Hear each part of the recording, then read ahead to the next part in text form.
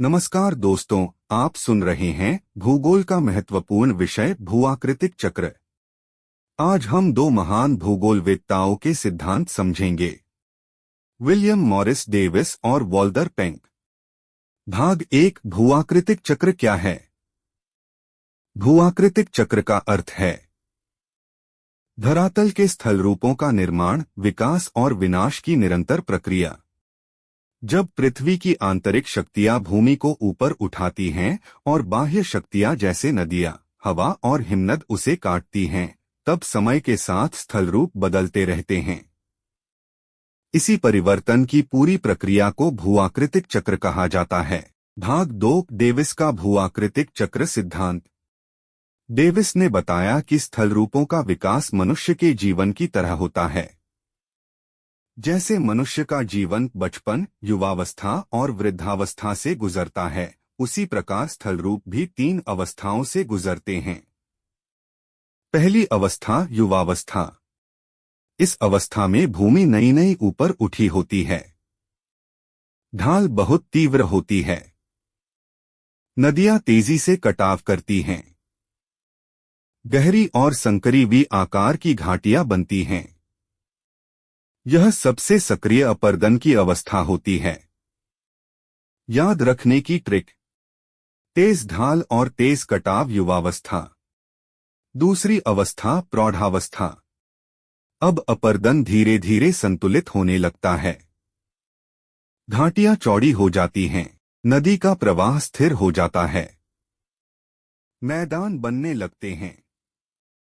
Trick: संतुलन अवस्था प्रौढ़ावस्था। तीसरी अवस्था वृद्धावस्था। इस अवस्था में ऊंचाई लगभग समाप्त हो जाती है। धरातल समतल बन जाता है। अपर्दन बहुत धीमा हो जाता है। पेनिप्लेन अर्थात समतल मैदान का निर्माण होता है। ट्रिक: समतल भूमि वृद्धावस्था।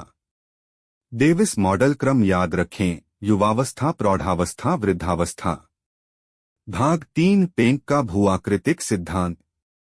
पेंक ने डेविस के विचारों से अलग मत प्रस्तुत किया। उन्होंने कहा कि प्रकृति में उत्थान समाप्त होने का इंतजार नहीं होता। उत्थान और अपर्दन दोनों प्रक्रियाएं एक साथ चलती रहती हैं। पेंक ने ढाल विकास को सबसे महत्वपूर्ण माना। पहली अवस्था उदित अवस्था, वैक्सिंग स्टेज। इस अवस्था में उत्थान की गति अधिक होती है। ढाल तीव्र बनती है। पर्वतीय क्षेत्र विकसित होते हैं। ट्रिक: उत्थान ज्यादा, ढाल तीव्र। दूसरी अवस्था समान अवस्था, यूनिफॉर्म स्टेज। यह संतुलन की अवस्था होती है। उत्थान और अपर्दन बराबर चलते हैं। ढाल स्थिर रहती है। ट्रिक: दोनों बराबर स्थिर ढाल। तीसरी अवस्था क्षीण अवस्था, वेनिंग स्टेज। अब अपर्दन अधिक हो जाता है। ढाल धीरे धीरे कम होने लगती है। भूमि समतल होने लगती है।